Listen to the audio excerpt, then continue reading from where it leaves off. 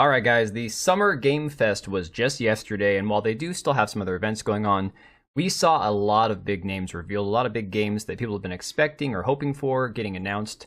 One of them being that Arc Raiders, the marathon killer as it's being considered at this point, has a official release date in October on the 30th. Now, this is a little disappointing for a lot of people because they were expecting some sort of shadow drop, some sort of, open beta, early access, something closer than October.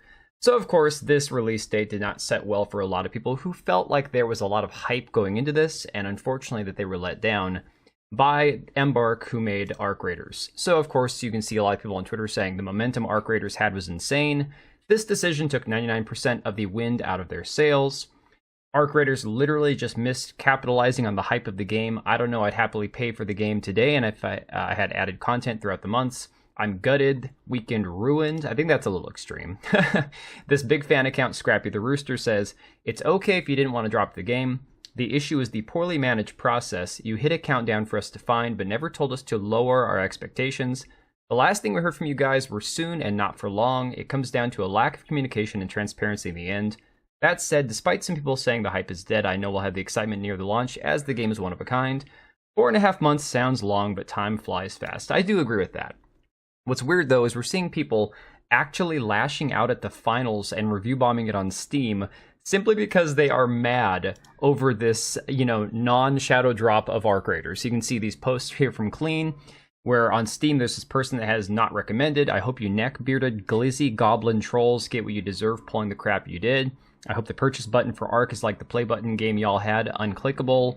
Drop Arc Raiders beta or something, full of cheaters, don't bother. Arc Raiders was supposed to be today, Arc Raiders lost, and it just goes on and on. Then we've even seen some of the more unhinged takes, I guess you could say. I know that we are all sick of DEI and, again, agenda pushing in video games, but I think we're reaching peak insanity when you see a black character in a game and you instantly think DEI. For a game that hasn't seemed to have any sort of agenda attached to it, it is just a really cool looking extraction shooter. But this guy here, Mr. Orange on Twitter, says, "I want to be nice because I actually wish the gaming industry all the best. But hello, Arc Raiders, didn't you get the memo that we're not interested in these main characters? These characters are set for financial failure." Now, as I understand it, I thought Arc Raiders was going to be customizable. I could be off on that. I did not get to play the beta for myself or the alpha. So I'm a little confused by this post. But again, people are going to have their own opinions. From Arc News, Embark Dusty posted this on the official Arc Raiders Discord server in response to backlash over the countdown timer. "Hello Raiders, in the lead up to the Arc Raiders date reveal, we put out a countdown to June 6th. This gave the false impression that we would be shadow dropping the game. Instead, you found out that Arc Raiders is coming in October 30th, making it a countdown to a countdown. The frustration and disappointment that followed is 100% our fault. The teaser we posted came from a place of genuine excitement. We have an actual date, but it's clear that we saw as playful and hype building came across as misleading and frustrating to many of you, and we get why. We mismanaged the hype, we misread the situation, and we're so sorry that this led to disappointment. We're making this game for you, and your reaction to Arc Raiders has been humbling and overwhelming and exciting. Next step, we're putting our heads down and focusing on building the game. We know that games live and die by polish and quality, balance, and long-term fun. We need this additional time to ensure we can meet your expectations. Look here and on our socials for updates on our progress and the road to launch. Thank you for holding us to a high standard. We intend to meet it." I think that is a very fair response. Arc News also said, "We understand some people's disappointment, but Embark Studios should take their time with Arc Raiders. Embark definitely also wants the game to be out earlier, but they can't launch an unfinished game," and I think that's a fair point. "The game needs more development and marketing. We are fans like you guys, and we definitely want the game to release as soon as possible. Just let the developers cook. You won't be disappointed." Now, another game we want to talk about that was announced at Game Fest was Splitgate 2, a game that I think a lot of people are going to be disappointed by, and for a multitude of reasons. Now, I still remember when I saw something about this game come out months ago, and the character on the screen was some androgynous, gay-looking guy, and I'm like, yeah, I'm out. I have no use for this kind of crap. And I've played Splitgate. I played the original game. I didn't think it was great. I played a few rounds. I was like, okay, whatever. I moved on with my life. But you can see there is a little bit of legitimate hype about this game from some people because the game is free. It is open. You can play it now. This person, Macro, says, "Just played 2 games, just won 2 games. This is actually amazing." And that's fair. If you enjoy the game, then have fun with that. But then we get into a little bit more of a tedious situation because the CEO at Summer Game Fest came out and made this statement on the stage there. The co-founder of 1047 Games. When we started Splitgate in our dorm room, we just wanted to make a game we could play with our friends, and 20 million of you played with us. Now, with the help from our amazing community, we've built Splitgate 2. Why? Because I grew up playing Halo, and I'm tired of playing the same Call of Duty every year, and I wish we could have Titanfall 3. With Splitgate 2, we asked ourselves, how would we take portals to the next level?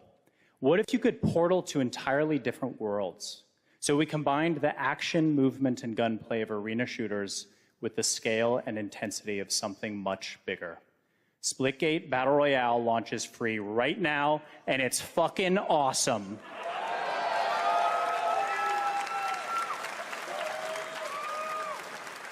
Now, of course, we had a lot of backlash to this, saying Splitgate marketing team watching the Summer Game Fest and watching their CEO ruin their months of hard work within 5 seconds. Another person says Splitgate 2 is actually fun, but this guy seems like a dickhead. If he's representative of the studio's internal culture, I'm concerned. I don't want to support a studio that exclusively marks itself by shitting on others. The hat is corny as F. Too. Again, a lot of people don't like that Make FPS Great Again hat, and I think personally it's one of those things where I don't think it should necessarily be one of those, oh, he's instantly like a MAGA supporter. People just like to meme on the MAGA stuff, okay? It doesn't mean anything in my personal opinion, right? But this article from Paul Tassi at Forbes says the Splitgate 2 CEO won't apologize for the Make FPS Great Again hat, nor do I think he should. He says, I'm not here to apologize, but I'm here to clarify. It's not a political statement. It's quite literally what it says, so take it at face value. The state of multiplayer FPS games is tragically stale. We hope to fix that whether you want Arena, Battle Royale, Onslaught, or Map Creator. And again, I do think that, in fact, it's a fair attempt at, trying to make something different, trying to give people something other than what we've kind of come to expect out of the AAA video game industry. The problem is Splitgate 2 doesn't appear to be that way. So another person says, honestly, Ian effing killed it with his speech. I do think the hat was maybe questionable, but I honestly don't think he had bad intentions with it. He was just trying to be funny, and my friends and I got a good laugh out of it. I don't think it's funny or not funny. I just don't care. Mischief says, I'm sorry, but the Splitgate 2 devs are so comically two-faced. They rug pulled the first game, copied Halo Infinite's fake beta, got up on stage and trashed their competitors, then announced a BR mode while copying literally everything AAA studios do. You can't make this up. What he's talking about is the fact that despite being a free game, there are microtransactions that allegedly go up to $145 for this game. Yes. So while a lot of people are probably going to be enjoying this game, I'm sure it's one of those games that certain people it's going to appeal to them. I do think it's a little bit hypocritical to trash Call of Duty and the state of AAA gaming, especially with Battle Royales, and then to release a free-to-play Battle Royale with, again, massively predatory microtransactions. And yes, they are optional, but it still exists in the game. It's still there. It's absolutely insane to me. Legacy Killer says, honestly, so fascinating how the Splitgate 2 guy thought he was having a moment just for everyone to make fun of him, the game, the lame trailer, and his overpriced microtransaction store, which has $70 effing skins. Call of Duty is mid, in quotes. Yeah, and you're following their exact playbook, bro. James JGOD says, so Splitgate 2 Stealth drops a Resurgent-style BR for free, which is cool, but also decides to drop a $140 plus bundle that is advertised as 45% off. Make FPS great again, though. Ha ha ha. Yeah, that's pretty insane. Legendary Drop says, initially thought damn based when I heard him shit on Call of Duty and want Titanfall 3. Only to do surface-level research and find that it was pure pandering to get you to fall into the exact same bullshit every epping shooter is chasing. What a tool. I kind of agree with that.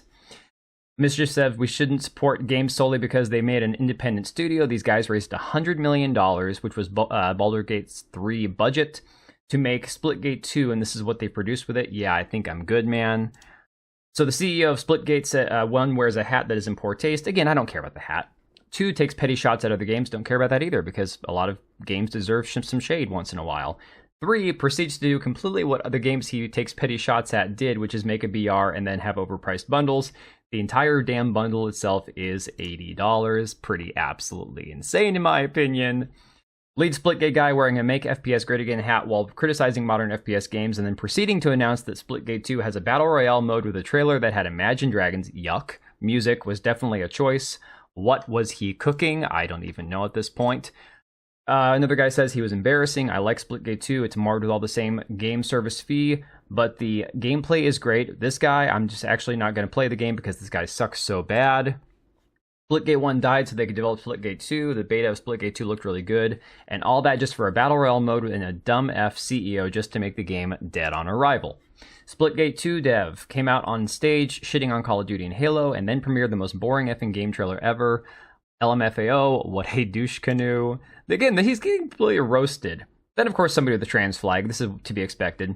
The CEO of the company that made Splitgate is a libertarian. No. Now, I personally don't care for or against libertarians. I have some libertarian leanings myself, but as a whole, I think libertarianism can be kind of cringe. But again, whatever. That's neither here nor there. This sort of behavior should be the anvil we tie a studio's feet to and throw them into the abyss. Splitgate 2 is DOA, and the only thing to be done is to ease its passage downward. A shame considering how many people work to make it, but you can really destroy it in a moment. And I think that's the key to take away from this, is that this game will either make it or break it, I think, on this announcement, this trailer, this speech from the CEO, because like it or hate it, this divided a lot of people, and people who may have been on the fence about this game will probably lean towards not playing it, to be honest. Again, I think complaining about the hat thing is stupid. I think complaining about him throwing shots at other games is stupid. But at the end of the day, you can't attack other people's games and then make the same garbage crap that they've been putting out for years. But I'm going to leave it right there, guys. Share your thoughts down below, and I will catch you guys on the next one. Alright, and if you made it this far, thank you so much for watching the video. Thank you for being here. I do have 2 channels, Minimal Effort Podcast, as well as my gaming channel. I do have a Twitch and Kick for my gaming channel. We do live streams over there occasionally, maybe once a week. And then if you are in the market for a new PC, make sure to check out Meta PCs. Click the link I have down below. Use code TBO at checkout for a special discount. Thanks again for watching, and I'll see you next time.